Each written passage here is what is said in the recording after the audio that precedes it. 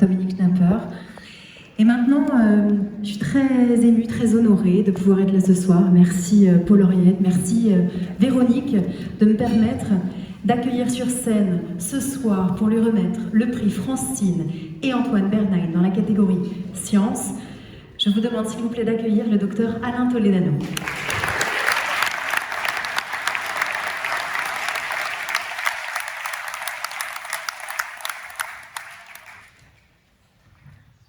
On va s'asseoir. Peut-être puis-je suggérer qu'on déplace les livres à dévorer. J'espère que vous n'allez pas vous vexer, Madame Schnapper.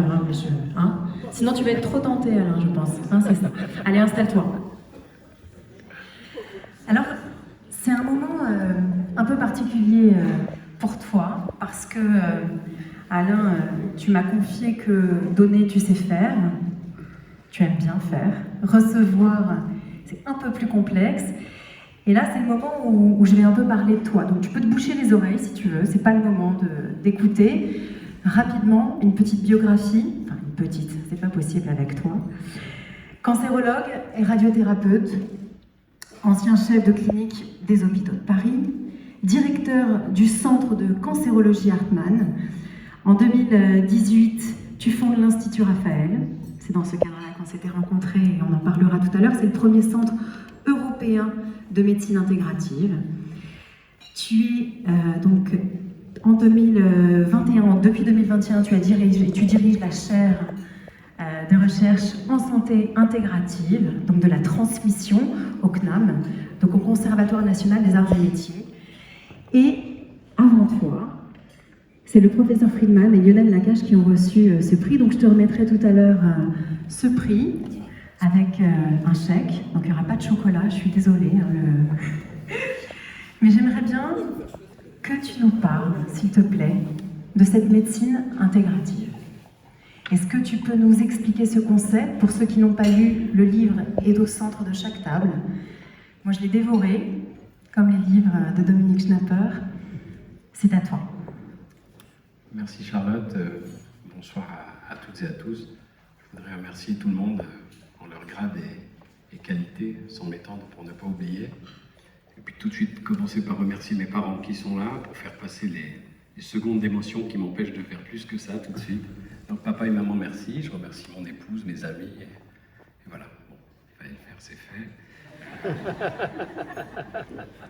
Alors j'ai la joie de pouvoir, je crois, rendre fier mes parents et ma filiation, et c'est une des thématiques, puisque c'est Cyrulnik qui disait qu'on peut tous thématiser nos vies en 3 mots, et c'est vrai que la filiation, la transmission, l'intégration, c'est peut-être les trois miens, et donc peut-être de voir la fierté de mes parents, c'est une façon d'accomplir une partie du travail, et donc et puis de voir que les enfants ce soir ont été très heureux de me voir partir pour recevoir un prix. Pour faire la fête à la maison. Voilà.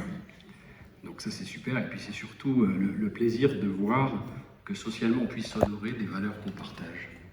Et je pense que ces valeurs, elles sont importantes pour préserver notre beau et magnifique système français accessible et solidaire. Mais il va falloir le transformer et le regarder en face.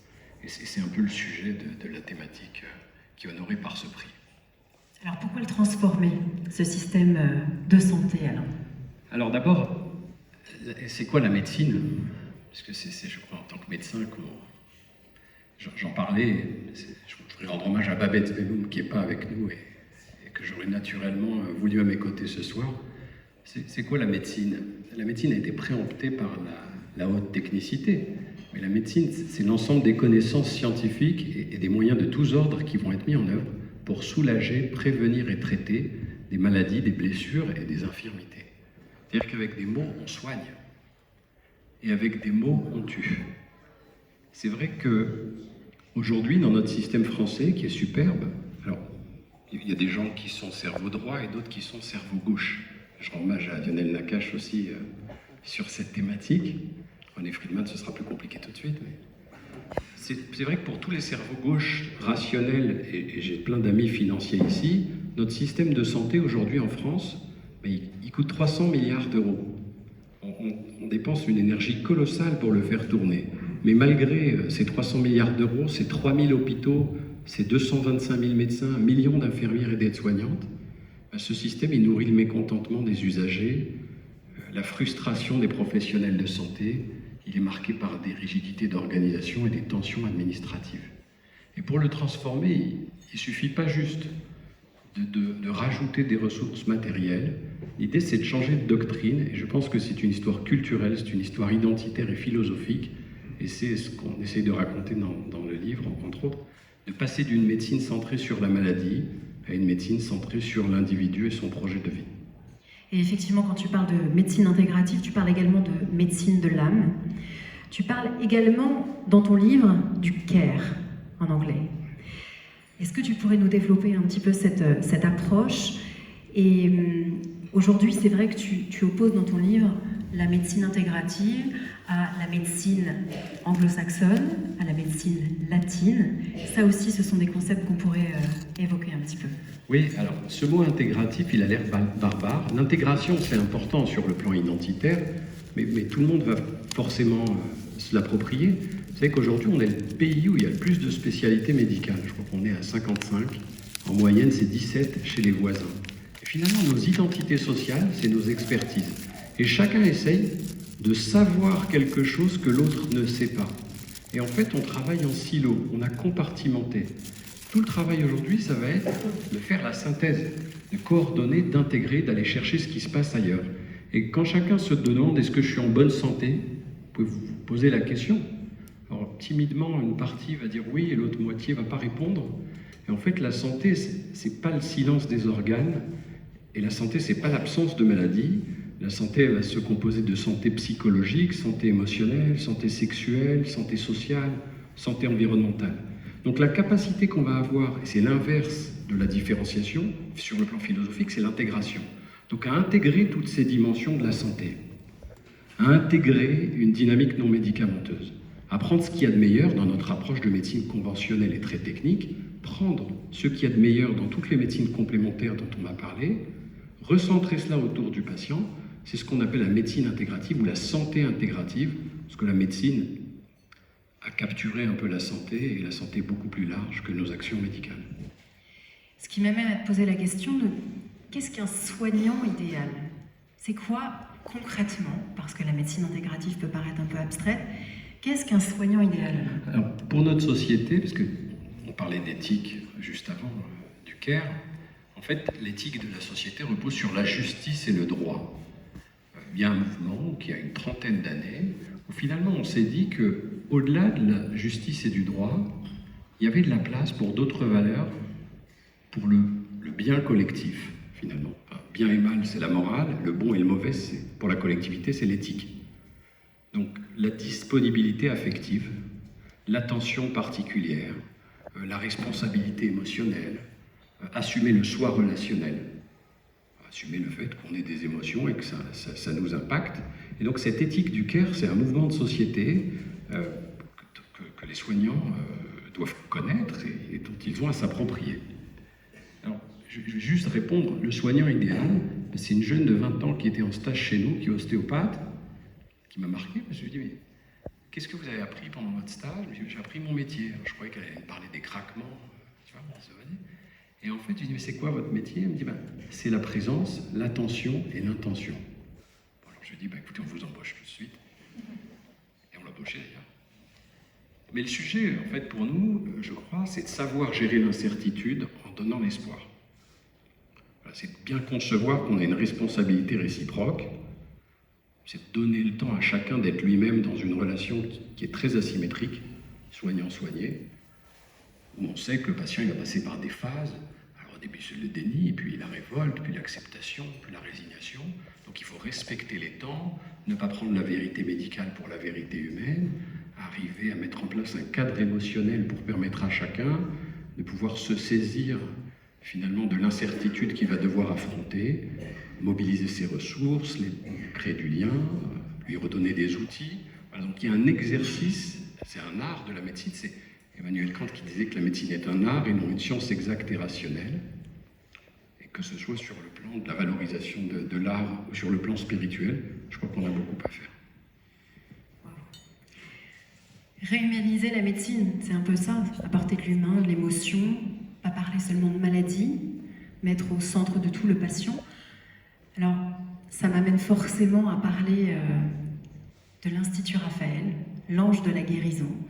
Je me permets, la première fois que je suis rentrée dans cet endroit, c'était pour proposer un peu d'aide, parce que j'avais envie de donner un peu de sens, moi aussi, à mon action, et j'ai rencontré tout un tas de personnes qui m'ont émue. Je ne sais pas si vous connaissez l'Institut Raphaël, je vais te laisser en parler, mais c'est un endroit un peu suspendu qui permet d'accompagner, d'aider pendant, après, des personnes qui sont en situation de fragilité. Et il y a un dénominateur commun, c'est cette générosité, ce partage et cette envie de construire ensemble. Je me tais maintenant, j'en ai trop dit. Mais... Non, bien sûr. Alors, bon, Raphaël, c'est l'ange de la guérison. Alors, mon associé Anna est musulmane, Olivier est catholique, Marc est protestant et moi je suis juif. Donc on cherchait le dénominateur commun. On a été trois. Alors Meknes me dit le grand rabbin de France. Exactement. Le deuxième dénominateur commun, c'était l'ange Raphaël. Donc en fait, on voulait d'abord un projet accessible à tous et d'intérêt général, et qui vient en complémentarité de l'existant, et où on peut passer de cette médecine centrée sur la maladie à une médecine centrée sur l'individu. Donc on a construit ensemble, c'est un bâtiment qui est à la porte de Champéry à Levallois, et où on va cohabiter des acteurs médicaux et paramédicaux, donc des sophrologues, sexologues, psychologues, nutritionnistes, hypnothérapeutes, acupuncture, ostéopathes. Il y a 85 soignants de 40 disciplines. Je remercie une partie de mon équipe qui est là. Et en fait, on va co-construire avec tous les patients des parcours d'accompagnement qui sont coordonnés et qui vont être orientés vers la nutrition, les émotions, l'activité physique, le bien-être, le retour à l'emploi. Et on offre gratuitement ces soins et ces parcours pour montrer qu'en s'occupant, et on les évalue, et ce qu'on veut, c'est montrer qu'en s'occupant des gens, c'est mieux que si on s'occupait que de la maladie. Et donc, en 4 ans, on a offert 54 000 soins gratuitement à 3 400 nouveaux patients. Et on a pu montrer qu'on diminuait de 60% le taux de dépression, qu'on diminuait le sentiment d'isolement chez des gens qui étaient pourtant très bien entourés, qu'on diminuait les troubles du transit qui font qu'il y a un tiers des gens qui n'arrivent pas à tenir une réunion et que ça leur mine la vie, qu'on diminue les troubles du sommeil, on raconte souvent les insomnies, les troubles d'endormissement, les réveils nocturnes, et puis tout un tas de symptômes en fait dont on ne se préoccupe pas forcément. Et je vais switcher pour les cerveaux gauches, parce qu'humainement tout le monde comprend. On a 1 milliard de consultations en France chaque année. Et la moitié d'entre elles, c'est pour gérer des symptômes de maladies chroniques. Et nous, qu'est-ce qu'on fait? On coupe la parole aux patients au bout de 23 secondes en moyenne. Alors qu'il faut 90 secondes pour exprimer une émotion simple. Et on prescrit des médicaments dans plus de 90% des cas, contre par exemple 40% chez nos voisins aux Pays-Bas, ils ne meurent pas plus tôt. Et nous, on jette une boîte sur 2 à la poubelle, on jette 7 milliards d'euros par an à la poubelle. Voilà. Donc il y a 20 millions de Français qui sont atteints de maladies chroniques, eux souffrent, leurs aidants souffrent, ça nous coûte 100 milliards d'euros par an, et finalement, on est en train de manger le capital d'un système de santé. Et si on ne fait pas bien avec le système de santé, on aura du mal à faire le social, l'éducation, la défense. Donc si on ne réveille pas le système de santé en lui retrouvant une doctrine humaine et un peu plus efficiente dans sa productivité, on n'arrivera pas. Donc ça, c'est pour le côté un peu rationnel. D'un autre côté, il faut qu'on puisse respecter les silences des patients et leur donner du temps, parce que le temps, c'est de la qualité. Et donc on ne peut pas compter uniquement sur une équipe médicale. Le médecin, c'est un maillon d'une chaîne qui le dépasse. Donc il faut qu'on arrive à construire cela en équipe. Nous, on a considéré qu'il fallait le faire dans un lieu, parce que le lieu crée le lien, et qu'il fallait le faire de façon transdisciplinaire, parce que par exemple, depuis qu'on a, je parle souvent des arts-thérapies, les arts plastiques, la musicothérapie, la danse-thérapie, l'écriture thérapeutique, la dramathérapie, on n'a jamais vu autant de patientes qui déclarent avoir été violées, inceste, violence conjugale. C'est assez impressionnant en fait. Les gens ne se livrent pas forcément à leur médecin. Donc nos thématiques aujourd'hui, c'est d'arriver dans chaque parcours à injecter du temps pour permettre à chacun d'abord de compenser ses déséquilibres, puis de trouver des équilibres, puis de tenter à nouveau l'aventure de l'autonomie. c'est une histoire d'autonomisation de patience, c'est une histoire de démocratie sanitaire, et puis c'est une philosophie de l'autre. Wow. Alors j'ai une question, si tu peux essayer d'y répondre rapidement, parce que j'en ai d'autres après, mais je me suis toujours posé cette question.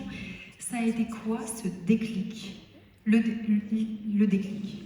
Alors le patient zéro, pour mon ami rabbin, Korchia, le patient zéro venait de Meknès. Donc c'est une dame de 88 ans qui faisait des gâteaux pour les yeshivot, qui demandait rien à personne, et tous les matins elle se levait, elle allait faire les courses, elle faisait des gâteaux et elle donnait des gâteaux. Et tout le monde l'adorait. Et elle ressemblait à mon arrière-grand-mère avec ce petit foulard magnifique, et elle me disait des mots en arabe, des berachot qui sonnent encore. Et puis un jour elle a un cancer du sein, et puis 4 personnes différentes qui m'appellent. Elle a un cancer du sein, elle ne veut pas qu'on la traite, elle a dit c'est bon, laissez-moi tranquille. Moi j'ai dit écoutez, je me mets à disposition. Et donc elle a consenti à me voir. Moi, elle m'a fait honneur en fait. Et donc je vais la voir, et ma grand-mère en fait avait eu 12 enfants qu'elle a élevés, et elle aidait les femmes à accoucher à Meknès, justement. Et quand cette femme a appris que ma grand-mère était ma grand-mère, elle m'a laissé la traiter. Et la France c'est magnifique parce qu'avec une carte verte, on est traité complètement. Et donc la tumorectomie, la biopsie, l'IRM, la radiothérapie, ça coûte 30 000 €. Donc finalement on la traite, mais à la fin elle ne sort plus de chez elle et elle ne fait plus de gâteaux.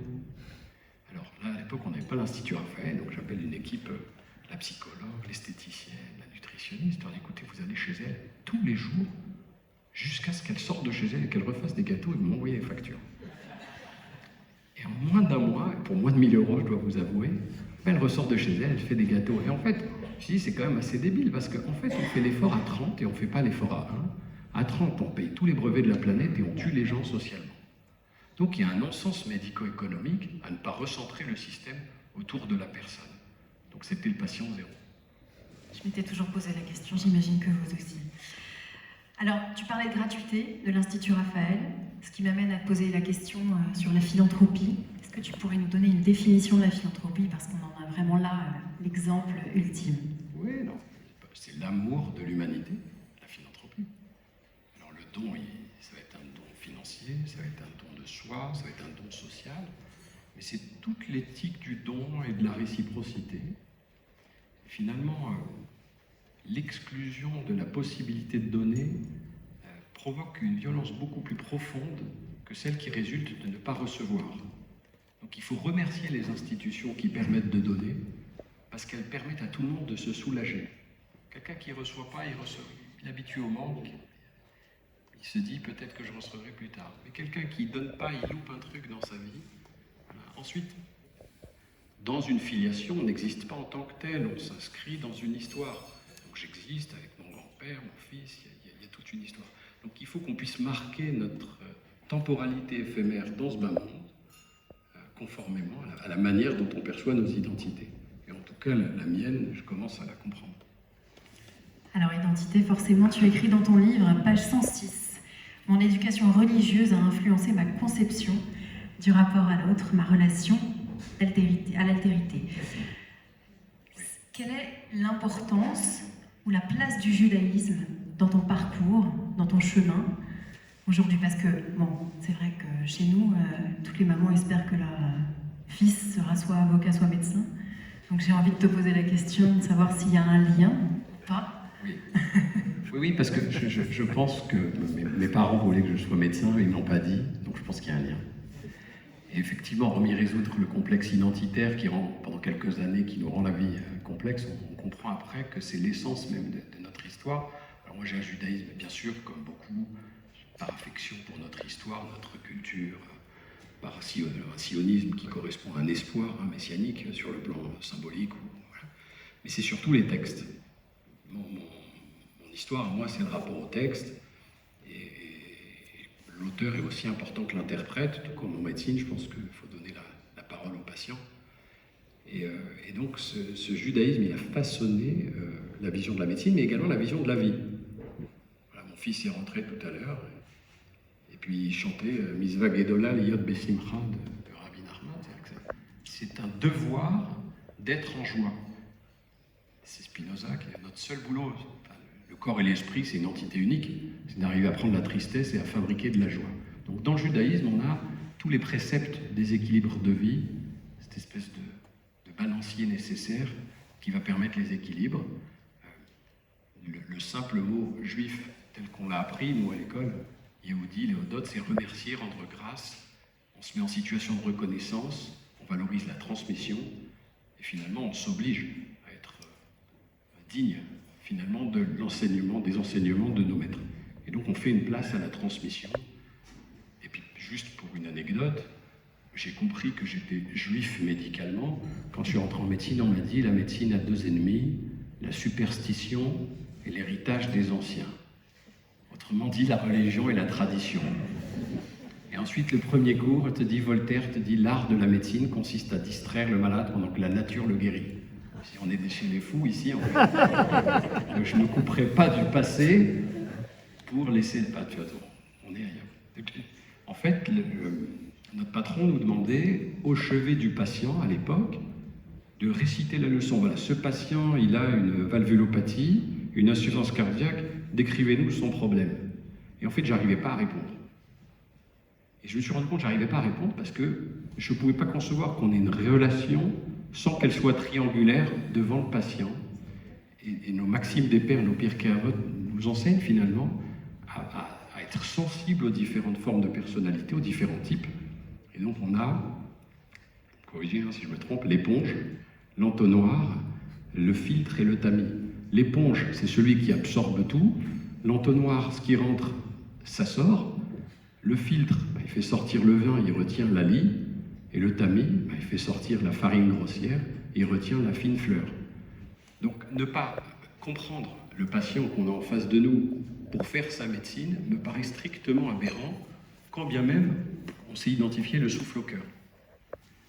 Donc je pense que le judaïsme est une façon aussi de régir son rapport à l'autre. Et moi, effectivement, mon maître, c'est Emmanuel Lévinas aussi, l'éthique d'autrui et le devoir vis-à-vis de l'autre fragile. Merci beaucoup, Alain. Alors maintenant, on ne va pas faire arriver un gâteau, des livres, mais on va te remettre tous ensemble ici. Et je vous demande de l'applaudir, s'il vous plaît. Un peu critique comme ça. Encore une fois, c'est un honneur pour moi de te remettre ce diplôme. Et Ariel, je vous laisse lui remettre ce chèque. Un petit mot, Ariel ? Juste un petit mot qui est de se dire, je pense que vous êtes tous dans mon cas, qu'il y a des moments où on se sent tout petit. Et moi, ce soir, en t'entendant, je me suis senti très très petit. Donc merci pour qui tu es, pour ce que tu fais, et pour ce que tu continueras à faire, et pour la manière avec laquelle tu le dis et tu le fais. Merci Alain. Merci Alain. Vous pouvez l'applaudir.